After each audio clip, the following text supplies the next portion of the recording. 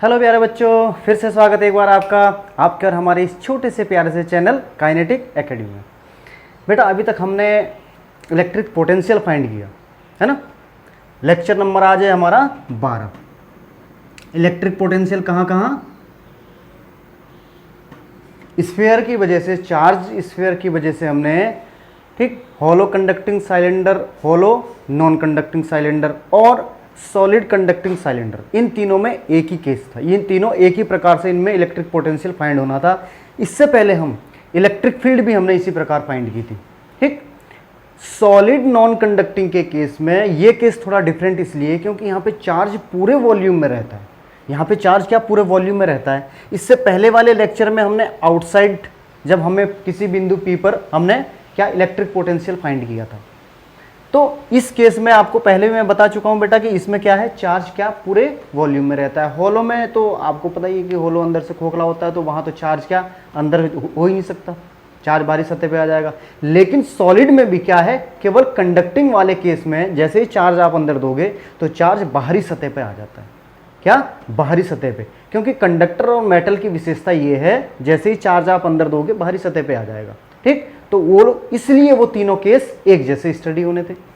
आज हमारा ये केस था, सॉरी, हमने इससे पहले वाली में क्या स्टडी किया था, आउटसाइड पे। आउटसाइड पे हमने इलेक्ट्रिक पोटेंशियल फाइंड किया था। आप ये भी जानते हैं बेटा कि इलेक्ट्रिक पोटेंशियल फाइंड करने के लिए हमें दो बिंदुओं का पोटेंशियल पता होना चाहिए, क्योंकि हमारे पास जो फार्मूला है इलेक्ट्रिक पोटेंशियल फाइंड करने का वो क्या होता है, del V is equal to, ठीक, तो डेल वी का मतलब difference between two point, potential difference between 2 point. बात समझ में आ गई है? तो चलो करते हैं। इससे पहले क्या है बेटा, हमें इलेक्ट्रिक फील्ड क्या पता होनी चाहिए। Electric field due to charge sphere inside के लिए, किसमें, सॉलिड नॉन कंडक्टिंग स्फीयर में कितनी होती थी, हमने इससे पहले किया था ई पी। यदि मैं इलेक्ट्रिक फील्ड की बात करूं यहाँ पे तो कितना होता था बेटा इलेक्ट्रिक फील्ड के लिए, के क्यू आर बाई, यहाँ पे कितना आएगा, आर स्क्वायर नहीं, आर क्यूब आएगा बेटा। कितना आएगा, आर क्यूब। ये होती थी हमारी इलेक्ट्रिक फील्ड। क्योंकि इलेक्ट्रिक फील्ड की जरूरत इसलिए पड़ेगी बेटा कि हमारे पास जो पोटेंशियल डिफरेंस का फार्मूला है उसमें इलेक्ट्रिक फील्ड है। ठीक, और अभी इससे पहले हमने क्या, इलेक्ट्रिक फील्ड और पोटेंशियल के बीच में क्या रिलेशनशिप बताया था आपको, उसी में से तो फार्मूला आया था। तो अब वो रिलेशन ऐसा निकला कि भाई जब रिलेशन, हमने रिश्ता जब दोनों के बीच जोड़ा तो दोनों का होना जरूरी है। मान लिया तुम्हारी शादी होगी कल के दिन, रिश्ता जोड़ोगे, लड़की का होना भी जरूरी है, लड़के का होना भी जरूरी है। जब हमने इलेक्ट्रिक पोटेंशियल और इलेक्ट्रिक फील्ड में रिश्ता जोड़ा तो दोनों का होना बहुत जरूरी है। ठीक है, चलो मजाक की बात रही, अब आगे करते हैं काम। इसके बाद अब आते हैं हम किस पे, देखो हमने ये वाला पॉइंट भी फाइंड किया था बेटा, पोटेंशियल एट सरफेस। इससे पहले वाली में शायद लेक्चर नंबर 10 में था। लेक्चर नंबर 10 में हमने क्या फाइंड किया था, V S is equal to V P is equal to K Q by R किया था ना। ठीक, V S is equal to, तो हमें यहाँ वी एस की जरूरत पड़ेगी। कब पड़ेगी, अभी आपको बताएंगे आगे। के क्यू बाई कैपिटल आर या स्मॉल आर, बेटा कैपिटल आर। पूरे वॉल्यूम में आया था ना, वी कांस्टेंट हो गया था अंदर। इलेक्ट्रिक फील्ड क्या थी, जब अंदर चार्ज नहीं था या चार्ज पूरा था बाहर था, फिर क्या होता था, इलेक्ट्रिक फील्ड क्या हो गई थी, जब यहाँ पे इलेक्ट्रिक फील्ड 0 आई थी तो पोटेंशियल कांस्टेंट हो गया था। तुम्हें पता नहीं रहता कि पीछे लेक्चर में क्या हुआ, क्योंकि तुम इतना ध्यान देते नहीं हो, ये गलत बात। ठीक, अभी तुम्हें खर्चा पानी देंगे बेटा किसी दिन, फिर पता चलेगा तुम्हें। अच्छे बच्चे हो तुम तो बहुत। चलो कोई बात नहीं, V S is equal to K Q by R आ गया बेटा। अब हम फाइंड करते हैं, देखो इससे पहले वाले लेक्चर में भी बेटा आपको ये बात बताई गई थी, जब हमें इस सरफेस से, इस स्फीयर से हमें किसी आउटसाइड पर पोटेंशियल फाइंड करना हो तो वहाँ पे हमें कोई दिक्कत नहीं रहती, हम दूसरा पॉइंट इनफाइनाइट मान लेते हैं। ठीक, इनफाइनाइट हमें इसलिए मानते हैं क्योंकि वहाँ पे पोटेंशियल 0 होता है और हमें पोटेंशियल फाइंड करने में आसानी हो जाती है पॉइंट पी पर। लेकिन अब बात है कि पॉइंट पी क्या है, अब स्फीयर के अंदर है। अब हम दूसरा पॉइंट इनफाइनाइट नहीं ले सकते। इस इनफाइनाइट इसलिए नहीं ले सकते क्योंकि इनफाइनाइट से जब हम चार्ज को लेके आएंगे इधर तो यहाँ पे आके डिस्टर्ब हो जाएगा बेटा। ये लेयर जो बीच में आ रही है ना, ये चार्ज स्फीयर की, ये उसको डिस्टर्ब कर देगी।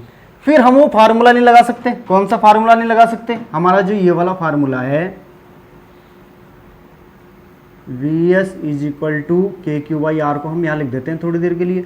हमारा फार्मूला क्या है? Del V is equal to integration minus E dot D R. ये वाला फार्मूला हम फिर नहीं लगा सकते क्योंकि हमारे पास क्या है, यहाँ पे इंटीग्रेशन है यार, इंटीग्रेशन है। कैलकुलस का कहना ये है, कैलकुलस ये कहती है, कैलकुलस में तो तुम्हें कैलकुलस में जो मिलता है ये डिफरेंशिएशन इंटीग्रेशन, तो कैलकुलस ये कहती है कि इंटीग्रेशन जो है कंटिन्यूटी के लिए यूज होता है, कंटिन्यूटी होनी चाहिए वहाँ पे। यहाँ कंटिन्यूटी क्या डिस्टर्ब हो जाएगी, यहाँ कंटिन्यूटी अगर आप इनफाइनाइट से लाते हो चार्ज को तो यहाँ कंटिन्यूटी डिस्टर्ब हो जाएगी, ठीक है। इसलिए यहाँ पे क्या किया हमने, अब हम क्या पॉइंट को अंदर रखेंगे, बिल्कुल सरफेस के बिल्कुल करीब रखेंगे, एकदम सरफेस पे मान लो तुम यार, इतना करीब है कि बिल्कुल सरफेस के बराबर है, ठीक है, कोई डिफरेंस नहीं इसमें, बिल्कुल जरा सा भी नहीं। तो इसे हम क्या सरफेस के, सॉरी हाँ, सरफेस के इक्वली मानेंगे जो हमने पॉइंट यहाँ पे लिया है, पॉइंट एस, इसीलिए हमने इसका नाम एस भी रखा है। यहाँ भले ही थोड़ा सा अंदर दिख रहा है लेकिन बिल्कुल अंदर है ये, यानी कि ये सरफेस से लगा हुआ है, इसे हम सरफेस ही मानेंगे। इतनी बात समझ में आ गई कि हमने अंदर पॉइंट क्यों लिया, सॉरी कि अंदर तो, कि हमने इनफाइनाइट क्यों नहीं लिया, ठीक। अब आ जाओ, देखो यहाँ से कहाँ हमें जाना था, एस टू पी, एस से पी तो आएंगे, ठीक। अब आ जाओ, यानी कि चलो यहीं पे कर देते हैं या यहाँ पे करें, कोई बात नहीं, इसे बाद में जो बचा हुआ होगा वो इधर कर लेंगे।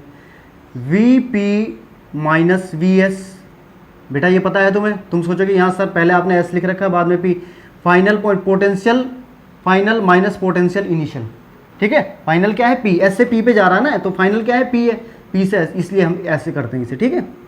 यहाँ पे आ जाओ, एस से पी, एस से पी माइनस के ई की वैल्यू रखो, कितनी थी बेटा, ई पी। देखो अब यहाँ पढ़े ना, इलेक्ट्रिक फील्ड की जरूरत पड़ी ना, इसलिए ये जरूरी पता होना चाहिए था, इसलिए ये मत सोचो कि जो पीछे पढ़ लिया बस वो रहने दो। के क्यू बाई आर क्यूब हो गया ये, K Q by R cube D R, और डॉट प्रोडक्ट की वजह से क्या होगा बेटा, कॉस, डॉट प्रोडक्ट की वजह से कॉस, और एंगल कितना रहेगा, angle between area vector and electric field जब सेम डायरेक्शन हो तो क्या हो जाएगा, जीरो हो जाएगा। तो यहाँ पे भी क्या है, इलेक्ट्रिक फील्ड की डायरेक्शन ये, एरिया वेक्टर की डायरेक्शन भी है ये, ठीक है। तो यहाँ पे एंगल कितना हो जाएगा, जीरो हो जाएगा। अब आते हैं हम नेक्स्ट पॉइंट पे, वी पी, वी एस की, देखो वी एस का मान भी हमने पहले से ज्ञात कर रखा है, ठीक है। वी एस का मान क्या है, K Q by R, K Q by R is equal to क्या होगा, अब आ जाओ, देखो ये एस क्या है, सरफेस, सरफेस यानी कि यहाँ से यहाँ तक की डिस्टेंस कितनी है बेटा, आर, और पी, पी पॉइंट के लिए कितनी डिस्टेंस है, स्मॉल आर, यहाँ कोई दिक्कत तो नहीं है, ठीक।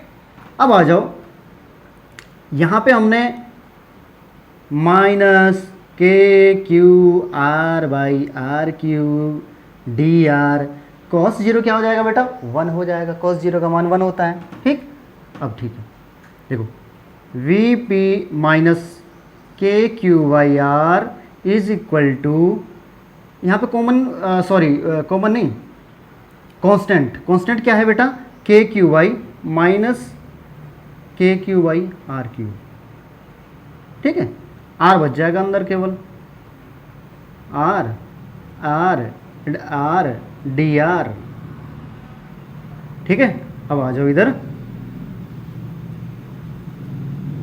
We P minus K Q by R is equal to कितना था, अब कर दो इसका इंटीग्रेशन कर दो, अब ऐसे थोड़ी चलते रहेंगे,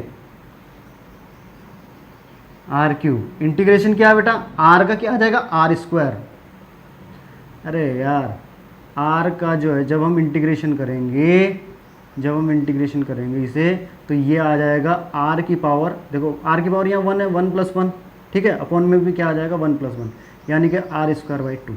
बात समझ में आ गई बेटा, तो क्या हो जाएगा ये R square by 2, R square by 2, तो हो गया हमारा ये, और लिमिट कितनी थी, R2, इतनी बात समझ में आ गई।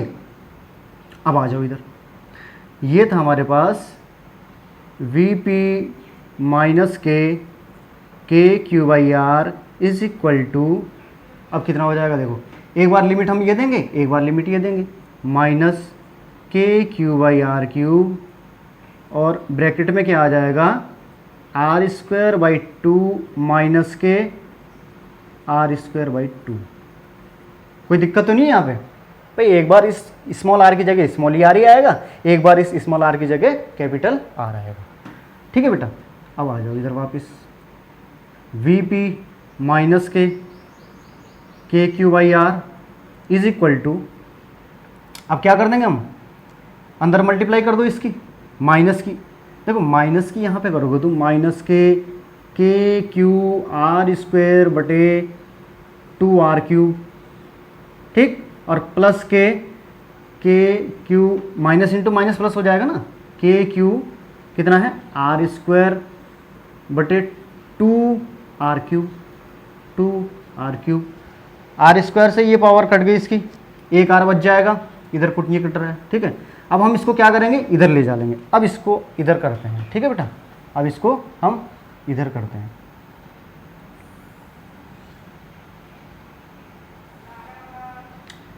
Vp is equal to, Vp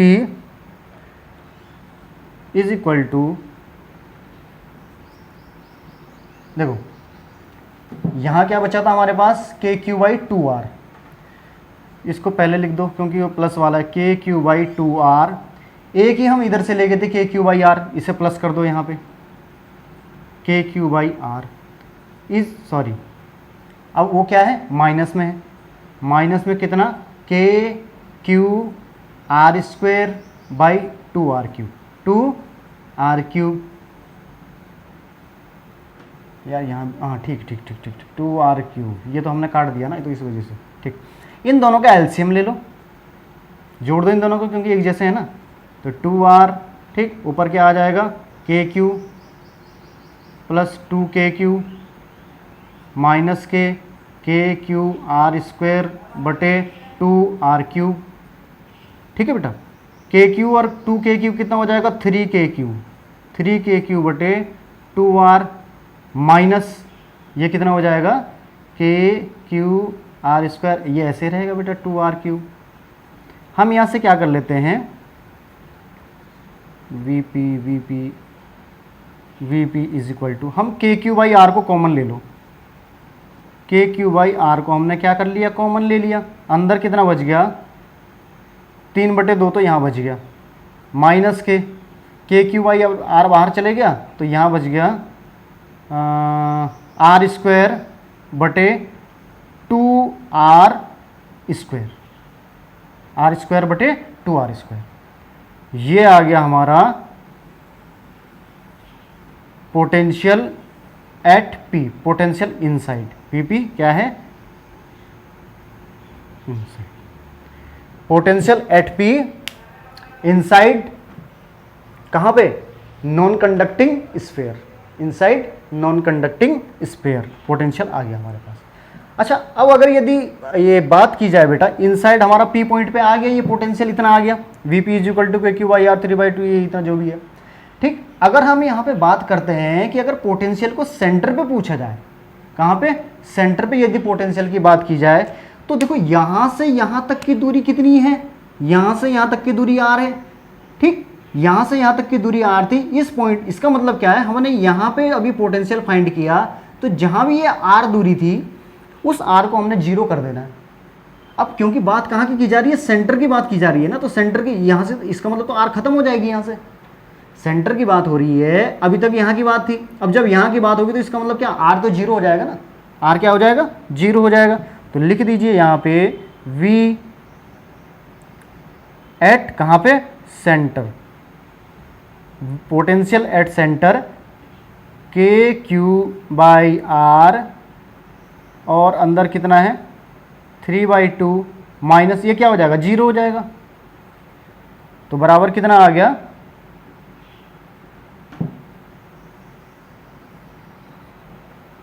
एक और रिलेशन आ गया बेटा हमारे पास, एक और रिलेशन क्या आ गया, V at centre is equal to, देखो ये के क्यू बाई आर क्या था, वी एस। तो ये कितना हो जाएगा 3/2 वी एस। आय हाय हाय, मज़ेदार रिलेशन आ गया बेटा।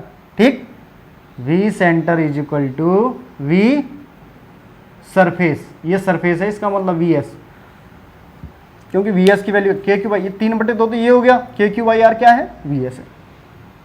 बहुत अच्छी तरह आपको समझ में आ गया होगा, बहुत डिटेल में बताया गया, फिर भी एक बार आपको समझा देता हूँ।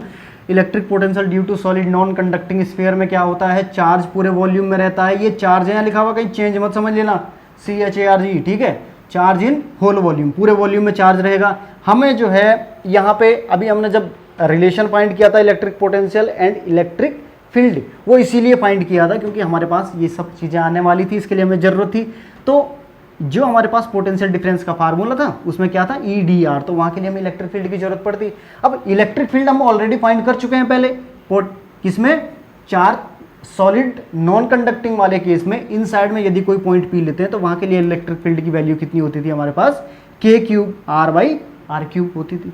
ठीक है, हमने यहाँ पे फार्मूला VS यानी कि पोटेंशियल एट सरफेस हमें पहले ही पता है, हम निकाल चुके हैं इससे पहले, KQ/R है। ठीक, अब आ जाओ तुम इस पे, पोटेंशियल डिफरेंस लगा दो भाई, फार्मूला लगा दो, माइनस के इंटीग्रेशन माइनस के EDR, कहाँ से, सरफेस से P पॉइंट पर, सरफेस से P पॉइंट पर। ठीक, सरफेस से P पॉइंट पर। अब क्या है, तो VP minus VS, final potential minus initial potential, ठीक, इज इक्वल टू, रख दो E की वैल्यू रख दी आपने यहाँ पे, ठीक, DR, ये डॉट प्रोडक्ट की वजह से कॉस आया, और थीटा क्या था बेटा, एरिया वेक्टर और इलेक्ट्रिक फील्ड की डायरेक्शन सेम होने के कारण जो है कितना, 0 आ गया। ठीक, 0 आया, cos 0 का मान 1 होता है। हमने यहाँ से क्या किया इंटीग्रेशन के लिए, यहाँ VP माइनस VS की वैल्यू हमने यहाँ रख दी। इंटीग्रेशन जब हमने लिया तो ये क्या थे, कांस्टेंट थे, KQ/R3, इसको हमने बाहर ले लिया, RDR, इसका हमने इंटीग्रेशन कर दिया, यहाँ पे ये R²/2 आ गया, R²/2 कहाँ गया, ये आ गया इधर, ठीक है, KQ/R, और यहाँ ये आ गया R²/2, ठीक है, R²/2, लिमिट कितनी है, capital R to small r, ये हो गया। यहाँ पे हमने मान रख दिया, इसका लिमिट का मान रख दिया, एक बार R रखा, एक बार कैपिटल R रखा R की जगह, ठीक है, और फिर अब ये इस तरीके से कुछ आ गया। हमने इस KQ, फिर क्या करा हमने, यहाँ से ये कट हो गया, यहाँ से जो है KQ/R को हम इधर ले गए, फिर हमने यहाँ इसे सॉल्व कर दिया, क्योंकि ये भी एक ही जैसा है, KQ/2R, KQ/R, इन दोनों का हमने LCM ले लिया, ये बिल्कुल एज इट इज ऐसे ही चलता रहा, 3KQ/R हो गया जब हमने इसका LCM लिया। ठीक है, फिर हमने यहाँ से KQ/R दोनों में से कॉमन ले लिया। ठीक, KQ/R जब हमने कॉमन लिया, वहाँ हमारा क्या आ गया, इलेक्ट्रिक पोटेंशियल कहाँ पे, एट P पॉइंट पे आ गया। फिर हमने क्या किया कि हम यदि सेंटर पे करके देखें, इस सेंटर पे हम पोटेंशियल का मान निकाल के देखते हैं तो कितना आएगा।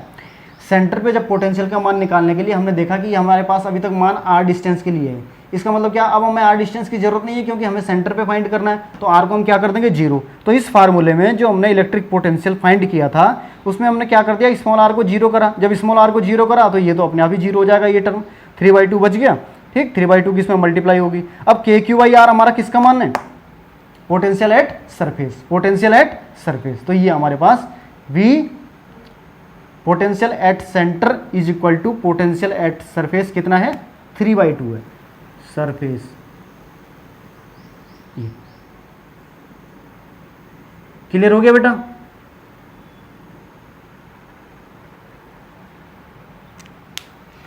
आज के लेक्चर में इतना ही काफ़ी, आगे मिलेंगे लेक्चर नंबर 13 में, बहुत ही मज़ेदार लेक्चर लेके आएंगे बेटा। ठीक है, अपने नोट्स बनाते रहो, मेहनत करते रहो, और चैनल को यार शेयर जरूर करो, सब्सक्राइब जरूर करो अपने दोस्तों में जो तुम्हारे साथ पढ़ने वाले हैं दूसरे स्कूलों में, कैसे भी। ठीक है, तब तक के लिए टेक केयर, बाय बाय।